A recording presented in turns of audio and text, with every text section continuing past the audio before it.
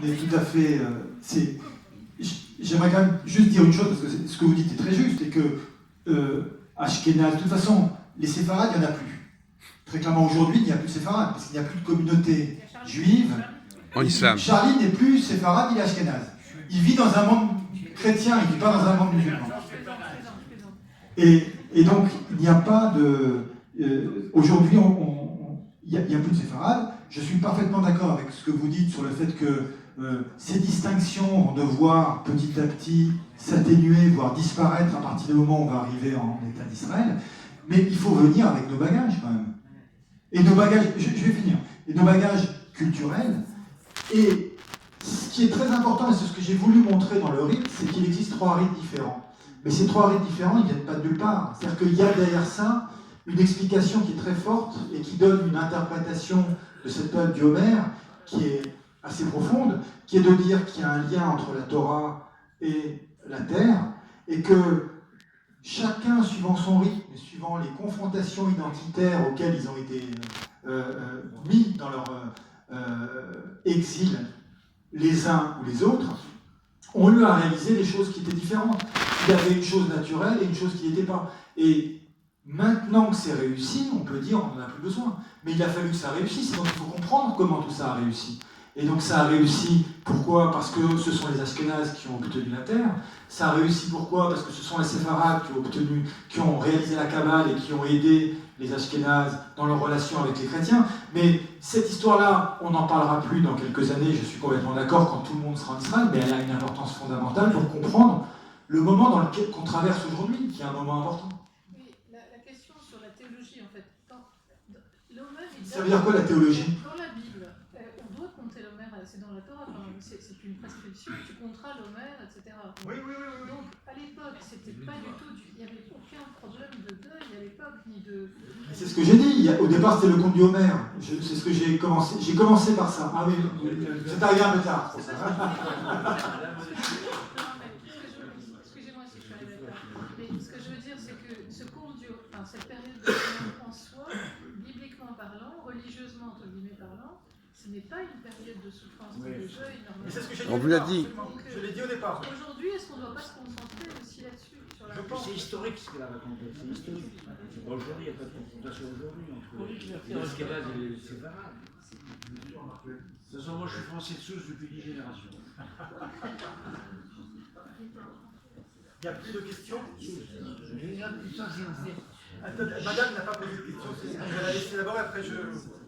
Ça va? Je voulais juste savoir par rapport à la version Kabbale, si le Matan Torah correspondait au 50e jour et donc à Malchut. Alors, là on rentre dans des...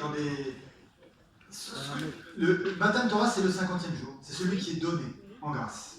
Ce qu'il faut savoir, c'est que les 49 degrés pour arriver au 50e que vous avez l'air de... C'est en fait les 7 séphirotes, chacune démultipliée en fonction des 7 séphirotes. Et c'est comme ça. 7 fois 7, ça fait 49.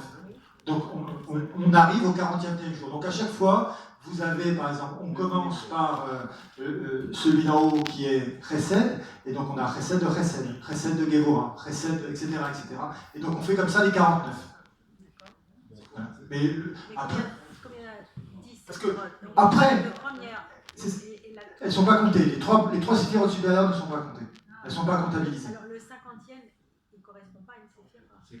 Mais si il devait correspondre à une séphirote, en tout cas, ce qu'on pourrait dire, sauf si on inverse les bénédictions, mais ce qu'on pourrait dire, c'est que ce qui correspond à Malchut, c'est plutôt Pessah.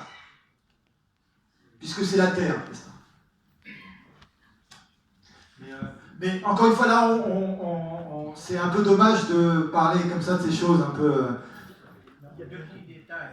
André Chouaki disait dans ce que c'est, en exergue, dans l'histoire du judaïsme, les Juifs ont souffert davantage sous la croix que sous le croissant. C'était extrêmement vrai. Et d'autre part, pour l'histoire de Manitou, quand on était en contact avec des yeshivot en Israël, voilà comment ça se passe avec Manitou, ils leur demandaient est-ce que vous fêtez Yom Ha'atzmaut ou non? Ils disaient non. Si j'étais non, ils étaient éliminés. Mais attends, il n'y a pas que ça. Ils demandent fêtez pas. Alors il y avait quand même presque 50% à l'époque, ça a changé. changé terriblement, comme les gens, même devant d'autres, avaient une approche de Yom HaSmaout tout à fait différente. Quand ils fêtaient Yasmaout, ils leur demandaient encore, est-ce que vous chantez le Hallel? Et s'ils ne chantaient pas le Hallel, alors, bon, moralité, des fois, il n'y avait que 10% de yeshivot qui faisaient qui fêtaient Yom HaSmaout en chantant le Hallel. Vous vous rendez compte? Maintenant, on arrive à 50%. Non mais les choses ont changé, mais ce dont on parle maintenant, et ça me permet de rebondir sur ce que tu dis parce que c'est quand même incroyable. Ce dont on parle maintenant, Manitou, on en parlait il y a 50 ans, 40 ans. Et à l'époque, il y a 40 ans, il fallait avoir cette vision quand même. Aujourd'hui, c'est plus simple, mais à l'époque, c'était quand même une vision exceptionnelle. C'était un bon, et je suis sûr que les souvenirs sont bons. Hein. Monsieur devait parler. Ah, comment? Monsieur voulait absolument prendre la parole. Je voudrais comprendre quelque chose. Vous avez dit que les Ashkénazes, quand on meurt à partir du premier de Aya, alors ils ne comptent pas 49. Puisque le premier jour, c'est le premier Aya. Il compte 33 jours. 33 jours comme les séfarades. 33. 33. Ils commencent au début. Ils commencent le premier arbre, ils vont jusqu'à Shavuot, Oui. ils font l'interruption à l'Akba Omer. Donc ils comptent pas. Vous êtes d'origine séfarade? Non, c'est pas ça. Séfarade. Donc vous commencez le lendemain de Pessah. Et vous arrêtez à l'Akba Omer. Oui. Ça fait 33 jours. Oui. Eux, ils commencent le premier yard, Oui. ils vont jusqu'à Shavuot. Oui, ça n'est pas 49. Non, ça fait 33 aussi. Ah, ça fait 33, oui. Ah, ouais. D'accord, merci. Je disais, si les souvenirs sont bons, il y a une sirène. Et une sirène. Et c'est la même sirène qu'il y a pour les événements graves aussi. Alexis? Ah oui.